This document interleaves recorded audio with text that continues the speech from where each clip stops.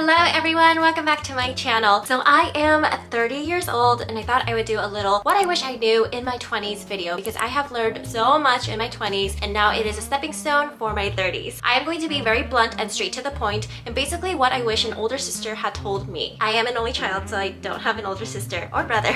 We're going to start off with a little exercise. If I just had blank, I would be happier. And I feel like in my 20s, that is something that I was always thinking of. And we start to dream and think, oh, if I just get here, I will be happier. I do think my 30s are way more enjoyable than my 20s. So here are 20 things I wish I knew in my 20s. And even if you're not in your 20s and you're in your 30s, 40s, 50s, 60s, 70s, this can still help you because they're great reminders, even for me. Number one, being financially literate requires research. Nobody is born with just knowing how to handle money. Especially if no one in your life is going to teach it to you, then you need to put in effort to learn. Read financial books on budgeting and saving, read the pros and cons of credit cards and how people utilize them to help them, and how to use money as a tool for your life rather than being enslaved to it. Make it work for you, not you working for it. Invest when you can because inflation is crazy. Milk is like $3 or $5 depending on how organic it's going to be. Years from now, it's probably going to go up even more. So when people say $100 today is not worth as much as it was a long time ago, it means before, maybe you could buy 30 different groceries for $100. Now you can buy 10. I remember when $20 could last me a week. Now you can use that in a meal. Okay, that might sound like I'm really old. A great place to put your money is also a Roth IRA by buying ETFs and a high yield savings account, especially if you're just putting money into your savings for a rainy day or just in case you need it. Putting in a high yield savings account is also a great option because your money is still there. You don't have to sell anything to get it back. It is your money. It's just accruing more interest, which gives you more money in return. So those are little keywords. I highly suggest you look it up and learn a lot more about it because I read a lot about it. I don't like risks, so I like to hear from my friends or read a lot of articles about whether it's a good decision or not. But those three are very safe. Number two, your income will naturally increase if you stay in the same career, but it may only increase a little bit at a time unless you get a promotion. Now, the best way to get a jump in your salary is to actually go to a different job with the same exact role or position. I stayed at the same school for 6 years, but I would have made more if I jumped to a different school if I had, 6 years of experience under my belt. So if you move to a different company, but you have the same exact role, same exact position, you can raise your salary and negotiate more because you're already coming in with experience and you can tell them, hey, I think I belong over here, and they're more inclined to give it to you. If you change careers and you change companies, then you might actually end up on the lower side because you're kind of starting out fresh, but that's okay if you feel like you can grow from there. Number three, experience usually trumps your education unless you went to a school that has really strong networking skills. But for a lot of public universities, we don't have that unless there's job fairs. So experience is incredibly important, whether it is you're volunteering, whether it is you're helping someone out, and you gotta put it all on your resume. Now, I do think there is value in getting good grades because people who get good grades, it means that they were able to take an expectation, do the work in order to produce a good grade. So they were able to get something done and meet a goal that was an expectation. So grades are more often than not, are you able to see an expectation, do the work, and meet that expectation? Versus like, when am I ever gonna use calculus in my life? Now, sometimes expectations can be corrupted or skewed. That's a story for a different day. Number four, I don't know why I thought otherwise, but life is not fair. And I just remember so many times in my 20s, I would think, this isn't fair, this isn't right. Or I would think, I'm so misunderstood and life is so hard, it shouldn't be this way. But actually, the systems that have been created and set in place in our society, it is unfair. It doesn't make it easier for some groups of people. And if it's not fair, then is there anything that we can do about it? Number five, people are the way they are for a reason. If you encounter someone who is so angry and so mean to you, they are like that for a reason. It may not just be because you set them off or because they just want to target you. Something else is happening in them based on their upbringing, based on what they've been exposed to, based on what they think is normal. It doesn't make their actions okay, but it does help to humanize these people and to know that they are battling their own battles too. With that understanding, I think it helps to not take things too personally, especially if someone kind of is triggered. Number six is a very hard lesson, but friendships change, and sometimes the friends that you had when you were in your 20s may not be the friends that you have in your 30s. Now, I do want to say, if you notice every single friend is leaving you or doesn't want to be your friend, that can be a self-reflective moment of, did I do something or should I apologize? But if you notice, as life goes on, nothing in particular happened. If there's some distance happening, it's normal. There may be friends from elementary school that you are still best friends with, and that is so precious because people grow and people change, and sometimes friends are there for a specific season in your life. Number 7, 7, do not waste your money on things that do not last. Memories last, helping other people last. An $11.99 shirt that you bought may or may not last. So definitely quality over quantity. Number 8, time is of great value, especially when you get into your later 20s and early 30s. As I entered my mid-20s,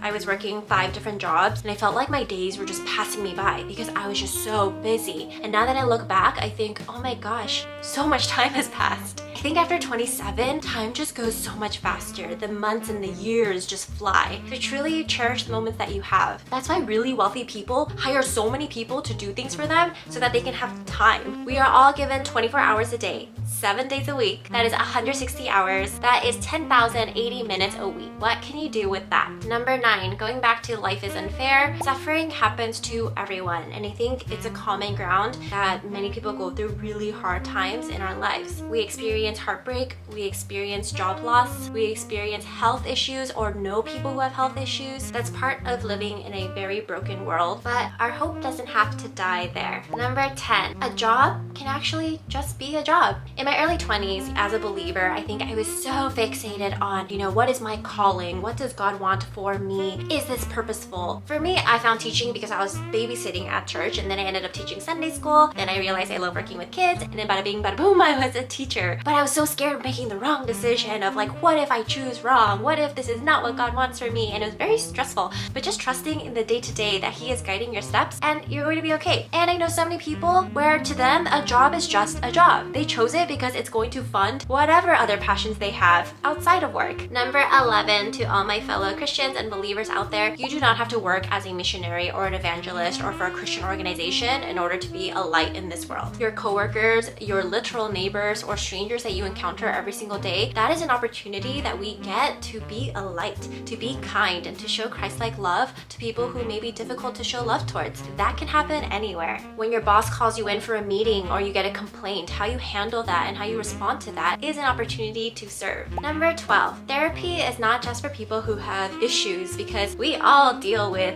things in our lives and we all wish we could understand ourselves a little bit better. If you've ever asked yourself, why am I the way that I am, or why am I acting this way, processing and giving yourself space is really helpful. We have all experienced some type of trauma or life struggle that has impacted our coping mechanism. So it's talking about how to be healthier mentally. Number 13, getting things done faster means ignoring that part of your brain that says, I'll just do it later. Because if you don't have a plan set in place, you're not going to do it later. Appreciate the grind and appreciate hard work. I started working when I was 16 years old, and I feel like when I look back on that time, I was a very slow worker. And I remember my manager telling me, you need to move faster because it's about efficiency. Now I move really quickly to the point where I bump into everything. Number 14, I know a lot of people think that more money will just solve your problems, but actually more money creates a lot more problems. Not having any money also creates problems, but more money doesn't equate to more happiness. If you get a job that pays an incredibly high salary, just know that that job also creates a lot of stress for you. And some people are okay with that. With a lot more money, a lot of people buy more luxurious or more things that become a liability. For example, for me, I am much more worried about my Tesla getting scratched than my Honda getting scratched, only because it costs so much more to repair the Tesla than it does the Honda. Number 15, if a friend tells you something about someone without that person being there, most likely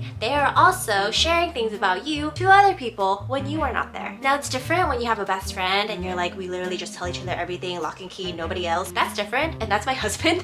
And right now that's my husband. But if you hear a bunch of different information about different people from this person, then just know they're probably doing that to you. They're not a bad person, it's just that they've created this habit of gossiping or oversharing. You don't want to fuel that. Number 16, getting started with the savings can be intimidating, so start with what you can. Even if it's just sticking in $20 a month. Start somewhere and start creating the habit of setting aside some money to save for a rainy day. Going back to a high yield savings account, I actually didn't put my money into a high yield savings account until last year, and I really regret it. I was just afraid. I didn't know what it was, and I just thought, okay, but what if I need the money that's in my savings? How do I get it back? So it takes like 2 to 3 days to transfer it back to your regular bank account, so you don't have to worry. And right now, I think they're putting close to about 4% of interest. So basically, if you put in $20 right now, you're probably going to get about 60 cents back in a month. While if you put in a regular savings account, you're going to get like 0.002% 20% back. And then if you put another 20 bucks next month, all of that kind of builds up and you start getting more money back into your bank account. Number 17. This is also something I tell myself constantly, and it's don't fall into the trap of believing that you need to accomplish a certain thing by a certain age, because that is a social construct and we are all completely different people on completely different journeys with completely different backgrounds. Oh, you have to be married by this age. Oh, you have to have a house by this age, children by this age, and that adds unnecessary pressure that we just don't need more of. No one has lived your life, so they can't say you need to have XYZ by this age unless they plan on paying for it or helping out. Number 18, food is fuel for our bodies. Our bodies need protein, carbohydrates, fats, sugars, all of that. It is fuel for our body. With a lack of nutrients, you might experience an imbalance where a lot of people get headaches, stomach aches, digestive issues, always being tired. So make sure you are fueling yourself. Number 19, be confident and don't be afraid to say what's on your mind. I feel like especially as an Asian American, in my early 20s, it was very hard for me to say anything. I didn't even want to ask for permission to do anything because I just didn't want to ruffle anyone's feathers. But as an adult, you are of equal worth as whoever you need to talk to. So go and talk to them and let them know your concerns or your thoughts. Because if you don't stand up for yourself, no one is going to do it for you. Number 20, finding purpose in your life. I feel like in my early 20s, I was really just searching for what do I do in this world now that I am not a student anymore. And finding purpose in your life comes from asking yourself really hard questions, surrounding yourself with influential people who can offer advice to you. So watching this video is great. But yeah, surrounding yourself with influential people that you want to grow with and understanding that growth only happens when we're faced with resistance. And your purpose